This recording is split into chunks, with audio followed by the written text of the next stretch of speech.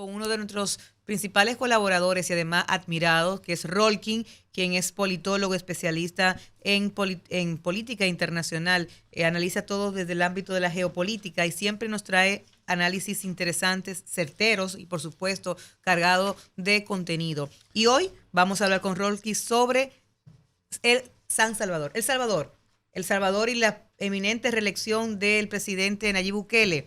Vamos a ver qué le está pasando a Bukele, qué se encuentra desde la Constitución del Salvador como obstáculos, serán obstáculos o no obstáculos para su reelección. Más que hablar de la campaña que todavía no se inaugura, no se apertura, vamos a hablar con Rolkin desde el marco legal, cuáles opciones y cómo podría Nayib Bukele presentarse como lo está haciendo a la candidatura reeleccionista de El Salvador. Muy buenas tardes, Rolkin. Gracias, Yané. Saludo a ti, a Hansel y a los amigos Radio Escucha.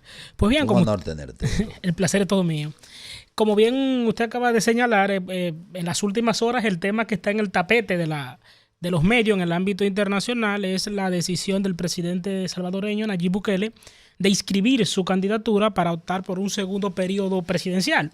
Eso, muchos dirían, pero ¿cuál es la sorpresa? Porque es normal que los presidentes en América Latina tiendan a reelegirse. Bueno, ¿cuánto periodo tiene Nayib? Bueno, es el primer periodo, pero la sorpresa es que consiste en el hecho de que él rompe una regla constitucional y política que existe en El Salvador desde 1983, en el sentido de que la constitución de ese país prohíbe a los presidentes de la República presentarse a un segundo periodo presidencial consecutivo. ¿Sí? ¿Qué ha ocurrido allí? La constitución no ha sido modificada y lo que ha despertado las alarmas de los defensores de la democracia y de la constitucionalidad es que a pesar de que la constitución no ha sido modificada y por lo tanto persiste la prohibición de la reelección, el presidente ha inscrito y ha dado el paso para postularse nuevamente para un periodo presidencial. O sea, la Constitución de El Salvador, un periodo y ya. Un periodo y ya. Sin embargo, él se la ingenió y siguió el precedente que han trazado en otros países, y lo voy a explicar más adelante, y fue que un grupo de personas, de juristas allegados a él, accionaron el año pasado, accionaron ante la Corte Suprema de El Salvador, específicamente ante la Sala Constitucional. Y la Sala Constitucional... ¿Que sería el constitucional de aquí? Sí, porque hay países donde no hay per se un tribunal constitucional, sino que hay una cuarta o tercera sala. Como que lo de hecho existía aquí hasta que se creó el Tribunal Constitucional en el 2010, lo que era lo que había una sala constitucional en la Suprema Corte de Justicia. Bien, entonces, ¿qué ocurre? Se acciona en El Salvador paradójicamente en contra de esa disposición constitucional, y bueno, en septiembre del año pasado la Corte Constitucional admitió la acción y consideró que impedir que el presidente en ejercicio pueda postularse al nuevo periodo presidencial transgrede el derecho al sufragio en el sentido pasivo, es decir, en ser elegible. ¿Qué ocurre, señor? Esto es nefasto, porque primero, una de las reglas... Y le ordenó inmediatamente al Tribunal Electoral... Claro. Y vamos a repetir y le ordenó inmediatamente la Sala Constitucional al órgano electoral que asumiera la resolución dictada y que por ende asumiera la inscripción en su momento de Nayib Bukele. Correcto, es una decisión vinculante, pero vamos a ver, esto no es la primera vez que ocurre, pero en Centroamérica. Sin embargo, se repite un precedente muy peligroso. Primero, las acciones de inconstitucionalidad no pueden ir en contra de la propia Constitución, porque la Constitución es suprema frente a otras normas, es decir, que están por debajo de ella, como la ley, decreto, ordenanzas y resoluciones. Pero yo no puedo ir ante un tribunal en ningún país democrático, puedo ir ante un tribunal a exigir que determinado artículo de la Constitución es inconstitucional. No puede ser inconstitucional cuando está en la Constitución. ¿Qué país fue que generó ese precedente? Ese precedente se inició en Nicaragua en el año 2010 con el presidente Daniel Ortega, quien con la Constitución de los años 80 estaba impedido para optar por un segundo periodo presidencial. Y el sandinismo, el partido de Ortega, acciona ante la Corte Constitucional Nicaragüense, y la Corte Constitucional Nicaragüense hace una interpretación y dice lo mismo que ha referido la salvadoreña recientemente. Mire, impedir al presidente de turno aspirar a un nuevo periodo viola el derecho a la igualdad y viola el derecho a ser elegible, es decir, el derecho al sufragio a ser... Pero eso de Nicaragua, que lo presidía la sala en ese momento, el hoy ya muerto el magistrado Rosales, que era una mano derecha del presidente Daniel Ortega, y que tenía dominio total de la sala, fue una orden, como quien dice, que dio Daniel Ortega para que eso se restableciera aquí. Así, si bien es cierto, la sala, el Tribunal Supremo del Salvador, todavía no tiene esa composición que todos sean servidores de Bukele, no menos cierto, tiene mayoría. Ahora, la pregunta es la siguiente. Del Tribunal Electoral no acatar la decisión que ya avala ya la repostulación o la participación en la reelección de Bukele, esto iría nueva vez a esa sala constitucional, o sea que estaríamos hablando de un círculo. No, yo creo que no iría a una nueva, no sería objeto de una nueva acción el desacato de esta sentencia. Y me explico. Miren, las sentencias de los tribunales constitucionales o de las salas constitucionales son vinculantes y son irrevocables. Y la mayor parte de esas sentencias entran a formar parte de lo que se denomina el bloque de constitucionalidad. Cuando un poder del Estado, como lo es en ese caso el poder electoral en El Salvador, desacata una decisión de la Corte Constitucional, lo que procede es un juicio político en contra de los integrantes de ese poder del Estado que violen o incumplan un precedente constitucional. O sea, Rolkin, yéndonos un poco más atrás, esta sentencia de la Sala Constitucional de El Salvador no obliga a que se lleve un texto de modificación constitucional, sino que es adherido inmediatamente. Mire, yo no diría que modifica la Constitución, porque Sí. y es un buen punto que acabas de tocar. Cuando una sentencia dice, bueno, mire, la Constitución prohíbe esto, pero yo como juez digo que debe de decirlo así, en realidad se está trazando un precedente peligroso porque otro poder del Estado, en este caso el Poder Judicial, estaría modificando la Constitución. Y el órgano llamado a reformar la Constitución no es ningún poder del Estado, sino el poder constituyente, que es el poder constituido. Sí.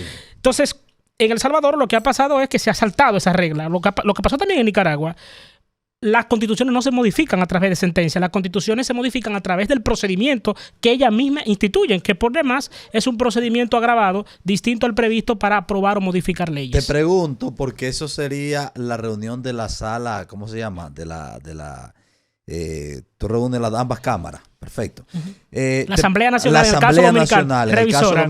La Asamblea Nacional Revisora. Te pregunto porque si esto podría guardar relación con la disminución de representantes, escaños representativos en el Congreso, que ha promovido Bukele y que ha logrado Bukele. Bueno, lo de la reducción de escaños en el Congreso de El Salvador, que en principio hasta yo estaría de acuerdo, es un estado pequeño, es un estado unitario, etcétera, es el estado más pequeño de Centroamérica, tanto así que a El Salvador se le decía, tal vez despectivamente durante muchos años, el pulgar de América. Mire, vamos a ver, eso no se va a plantear a través, en principio, que yo sepa, no hay ni siquiera una reforma, ni tampoco se ha accionado ante ningún órgano jurisdiccional. Eso se ha quedado como una simple propuesta. Mire, los gobiernos con vocación, en cierta forma, a concentrar poder, tienden a eso mucho, a reducir el tamaño, no de los poderes públicos, sino de los poderes de control. Exacto. Específicamente del aparato, de todos los aparatos. Del poder legislativo. Eso lo hizo Fujimori en el Perú. Recordemos, y yo siempre traigo el paralelismo Fujimori cuando hablo de Bukele, recordemos que Fujimori hizo muchas cosas que parecieron populares en el Perú. Recuperó el crédito internacional de la nación, derrocó o destruyó el aparato terrorista de Sendero Luminoso y el MRTA, resolvió el problema limítrofe con Ecuador, redujo la hiperinflación. Pero los medios que utilizó Fujimori eran medios a todas luces antidemocráticos y que vaciaron de contenido el Estado de Derecho. En un momento todo aquello fue aplaudido porque le devolvió paz al país, le devolvió crecimiento económico. Sin embargo, Fujimori atacó consecuencias, más no atacó las causas estructurales. Y al final, cuando Fujimori sale del poder y en la forma en la que sale, que renuncia a través de un FAS desde Japón, los problemas que encontró Fujimori y que, entre comillas, resolvió, se agudizaron más. ¿Y qué hizo Fujimori en aquel momento? ¿Cómo él pudo, vamos a decir, vaciar de contenido a la democracia peruana? Reduciendo el tamaño de los órganos de control, como lo es el Congreso. Perú, que es un estado extremadamente grande, geográfica y demográficamente, tenía durante muchos años un Senado, que eso es lo propio de los estados, vamos a decir, con tendencia hasta federal. Pero a Fujimori le estorbaba, tanto así que en el 92, el 5 de abril, lo disolvió el Congreso. Y luego restableció el orden constitucional en el 95, pero con un Congreso unicameral con los problemas que ha generado constantemente ahora. Fíjese que en Perú, por el presidente de la República, mirar mal a un congresista, está prácticamente destituido el presidente de la República.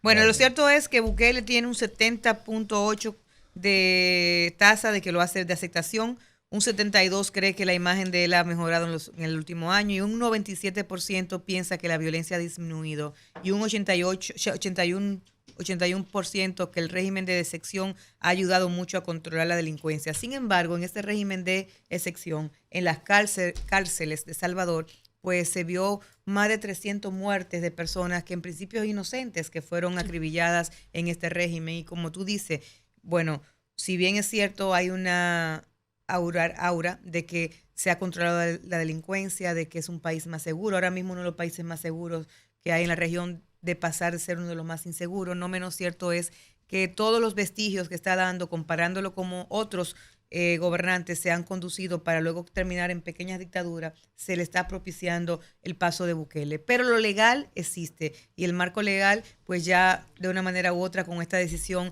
de la Cámara Constitucional, pues ha sido librado y ganado por Bukele, que ya tiene las puertas abiertas para presentarse a una candidatura presidencial. Viéndolo de esa manera, ¿cómo auguras tú las perspectivas de la candidatura de Bukele hacia las elecciones del año que viene? Mire, Yanni, usted sabe que si algo ha caracterizado a Bukele y a otros gobernantes que han emergido en los últimos años en América Latina y en otras partes del mundo, es que tienen un brazo publicitario y comunicacional muy eficiente. Sí. Y por lo tanto, un buen marketing y una buena línea publicitaria hace ver al malo excelente y al bueno malísimo. Entonces, naturalmente, sumémosle a esto el hecho de que en los países de América Latina, específicamente en los de Centroamérica, que están a años luz de muchos otros del Caribe y de Sudamérica, la tendencia que han tenido los poderes públicos a prohibir la reelección presidencial ha sido básicamente fundamentada en el hecho de que las experiencias que han habido allí con la reelección han sido funestas, porque los presidentes al momento de repostularse no han sabido identificar, o se han hecho que no saben, la raya que separa los fondos públicos de los fondos de campaña. Por lo tanto, con una buena línea publicitaria, como la tiene, un buen manejo de las redes sociales, una especie de Instagram, de Tweetman, y sumado a eso, la corrupción que hay en los países de Centroamérica y que El Salvador no es la excepción, naturalmente yo creo que va a tener una campaña que se proyecta exitosa, sin lugar a dudas. Sin embargo, yo considero que todos los regímenes, estos regímenes electos que aparentan vender que ellos han recuperado el uso de la fuerza, al principio todo es aplaudido. Sin embargo, a largo plazo estas medidas no se sostienen, porque estas medidas, si no se armonizan con el respeto a la legalidad vigente, son insostenibles. Se ha demostrado, es decir, si fracasó en otros países de América Latina, como lo fue en el caso de Perú entre 1990 y el año 2000, la regla es casi segura que va a fracasar en El Salvador, porque hay una tendencia errónea y es creer que solo puede haber mano firme sin democracia. Y la democracia es en sí el monopolio legítimo de la fuerza en manos del Estado. Claro. Hay una visión errónea de que la democracia es un régimen blando. Y no es así. Sí, la democracia monopoliza la fuerza en nombre en torno al Estado y la ejerce en base a un orden constitucional. Sí. Claro. En la democracia en base reside en el pueblo. Reside en el pueblo. Esa fuerza reside en el pueblo. Los dictadores lo hacen por leyes y por régimen militares, o sea, usando todo el poder, el aparataje que tienen del orden militar. Bueno, lo cierto es que el partido Nuevas Ideas, que lidera conservadores todos, un partido de conservadores de El Salvador, pues ya tiene candidato nueva vez, que es al presidente Nayib Bukele. Y América, pues se presenta entre el surgimiento de la izquierda, por una parte con Lula en Brasil y en Colombia, con el presidente Petro, no menos cierto, y en México, por supuesto, con López Obrador. Y en Chile con Boric. No menos cierto es que la derecha también comienza a azotar en América. Y porque, por ejemplo, Honduras, si bien es cierto, la compañera Xiomara es de partido de izquierda socialista, ahí yo estoy confundida en este gobierno, en qué orden anda el ejercicio gubernamental en Honduras. Armonizó un poco Armonizó por la un poco. experiencia nefasta que tuvieron como armonizó familia un con el poco, golpe de exacto. Estado. Y ahora mismo es un gobierno de equilibrio, voy a decir yo, más que... Sí, un gobierno más maduro. Más maduro, y no sí. porque sean amigos de Nicolás Maduro, pero es más maduro. Es más maduro, no nada que ver con Nicolás Maduro, que sí son amigos. Sí, pero claro. sí, se ha presentado una gobernanza más madura, con mayor equilibrio. Como Sí, tú claro, dices. claro, con más tendencia a respetar las reglas del mercado y de la Sí, democracia representativa. Pero está emulando unas decisiones de Bukele ahí en temas de seguridad.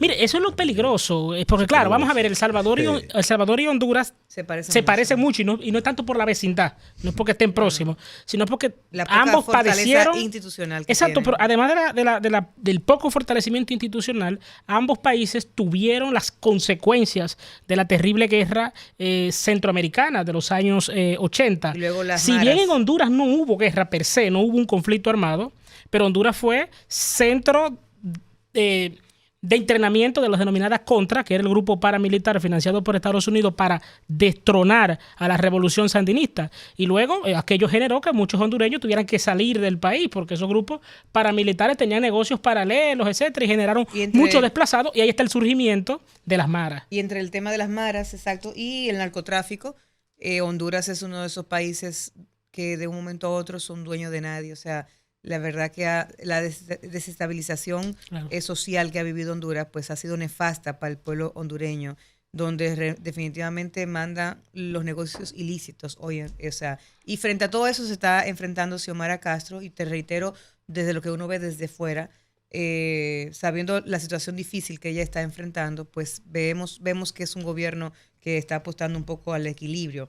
Pero frente a esa situación que vive América, podríamos decir que hay un reto en Estados Unidos también, de ya plena campaña de apertura, y entonces estamos viendo cómo de una manera u otra se levanta el Partido Conservador en Estados Unidos, y la pregunta es ¿quién será el candidato en Estados Unidos de los republicanos? ¿Quién será el candidato? Todos nos reímos y decimos, ¿puede ser que sea otra vez Trump el candidato que represente la vuelta de los republicanos al poder? Mire, yo creo que no va a ser Donald Trump por una sencilla razón, no porque no tenga el arraigo popular, que lo tiene, sino por el hecho que yo creo que hay un consenso entre la clase política y el establishment, no solo de Washington, sino de Estados Unidos, de no perdonarle a Donald Trump el atentado contra su símbolo, que es el Capitolio, y con ello a toda la democracia representativa. Es tanto así que ese acuerdo implícito entre demócratas y republicanos existe, que el propio vicepresidente de Donald Trump, Mike Pence, ha anunciado su precandidatura. Es decir, lo lógico es que cuando una persona que ha sido presidente quiere optar a un nuevo periodo, su vicepresidente se abstiene y dice, te acompaño o te apoyo, ¿verdad? El vicepresidente sale al ruedo para una candidatura presidencial cuando ya el presidente ha agotado los 2 turnos, ¿verdad? Sí.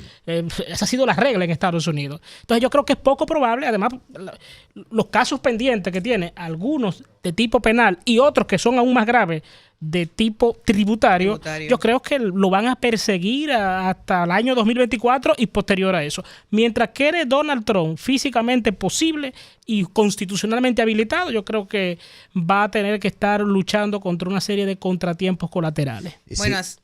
Ok, solo te iba a preguntar en ese orden, si no es Trump, ¿le pueden ganar a los demócratas? Mire, ¿sabe que decía un expresidente catalán, español, Josep Tarradella, que cuando hay dinero cualquiera gobierna? Yo digo, cuando no hay crisis cualquiera gobierna. Al presidente Biden le ha tocado una situación crítica. La historia de Estados Unidos ha demostrado que es poco probable que en momentos de crisis económica un presidente logre una reelección. Y súmele a eso también el factor geopolítico. Le han explotado una serie de problemas que afectan los intereses en materia de política exterior de Estados Unidos, que le están generando la tormenta electoral perfecta en su contra. Es decir, es algo muy parecido, guardando la distancia entre tiempo y personalidades, a lo que le ocurrió al presidente Carter, Jimmy Carter, en el año 80. Carter gana en el 76 y trata de reelegirse en el 80 y se presenta, pero hay una crisis económica terrible que generó una depresión económica en Estados Unidos, y a eso se sumaron una serie de malos pasos en materia de política exterior, la toma de rehenes en la embajada estadounidense en Irán, lo que los estadounidenses también consideraron algo que afectaba a sus intereses, que fue la negociación del canal de Panamá, la entrega, el famoso tratado Torrijos-Carter, y sabemos que todo esto, el factor de política exterior y la crisis económica, generaron que Carter perdiera las elecciones en el año 80.